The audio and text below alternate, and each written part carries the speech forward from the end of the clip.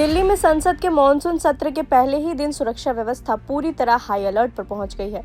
संसद भवन के कई एंट्री गेट बंद कर दिए गए हैं। बड़ी संख्या में पुलिस और अर्धसैनिक बल तैनात हैं और संसद मार्ग से लेकर जंतर मंतर तक सुरक्षा के कड़े इंतजाम किए गए हैं। इसकी वजह है सीजेपी यानी कॉकरोच जनता पार्टी का संसद चलो मार्च, जिसे लेकर राजधानी में तनावपूर्ण माहौल बना हुआ है।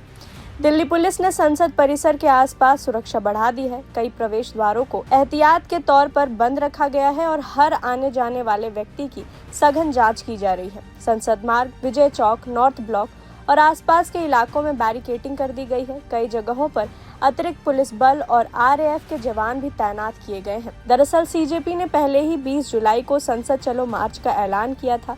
संगठन का कहना है कि वह शिक्षा व्यवस्था में सुधार, कथित पेपर लीक मामलों की जवाबदेही और केंद्र शिक्षा मंत्री धर्मेंद्र प्रधान के इस्तीफे की मांग को लेकर संसद तक अपनी आवाज। हालांकि दिल्ली पुलिस ने इस मार्च की अनुमति नहीं दी थी और साफ कहा था कि संसद की सुरक्षा को देखते हुए बिना अनुमति कोई भी मार्च नहीं निकाला जा सकता। इसके बावजूद सुबह से ही जंतर मंतर पर बड़ी संख्या में प्रदर्शनकारी जुटने लगे। पुलिस ने पहले ही इलाके में बैरिकेडिंग कर दी थी ताकि कोई भी प्रदर्शनकारी संसद की ओर न बढ़ सके। कई जगहों पर पुलिस और प्रदर्शनकारियों के बीच बहस और धक्का मुक्की की स्थिति भी बनी। कुछ प्रदर्शनकारियों को रोककर हिरासत में भी लिया गया।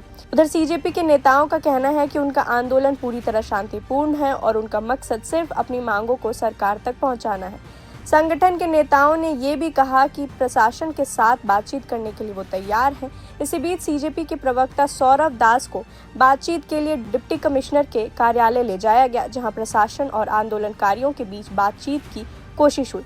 संसद के बाहर सुरक्षा बढ़ाने के साथ साथ दिल्ली ट्रैफिक पुलिस ने भी कई मार्गों पर एडवाइजरी जारी की है। लोगों को संसद मार्ग, जनपथ, अशोक रोड और आसपास के इलाकों में जाने से बचने की सलाह दी गई है। कई जगहों पर ट्रैफिक डायरेक्ट किया गया है, जबकि कुछ मेट्रो स्टेशन पर भी सुरक्षा के कारण विशेष व्यवस्था लागू की गई है। इस पूरे आंदोलन की शुरुआत सोनम वांगचुक की भूख हड़ताल से हुई थी। लगातार अनशन के बाद उनकी तबीयत बिगड़ने पर उन्हें सफदरगंज अस्पताल में भर्ती कराया गया। इसके बाद सीजेपी ने संसद मार्च का ऐलान किया। हालांकि अब संगठन और सरकार के बीच बातचीत की भी खबरें सामने आ रही हैं, जिससे उम्मीद जताई जा रही है कि विवाद का कोई समाधान निकलेगा। फिलहाल दिल्ली पुलिस का कहना है कि संसद की सुरक्षा सर्वोच्च प्राथमिकता है और कानून व्यवस्था से किसी भी तरह का समझौता नहीं किया जाएगा। वहीं प्रदर्शनकारी अपने मांगों पर अड़े हुए हैं और उनका कहना है कि जब तक उनकी बातें नहीं सुनी जाती, आंदोलन जारी रहेगा।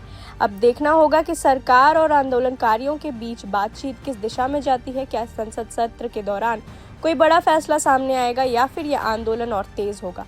इस पर पूरे देश की नज़र बनी हुई है। इस पूरे मामले पर आपकी क्या राय है? अपनी राय हमें कमेंट करके ज़रूर बताइए और देखते रहिए प्रभात खबर। प्रभातखबर.com, विश्वास वही, रफ्तार नहीं।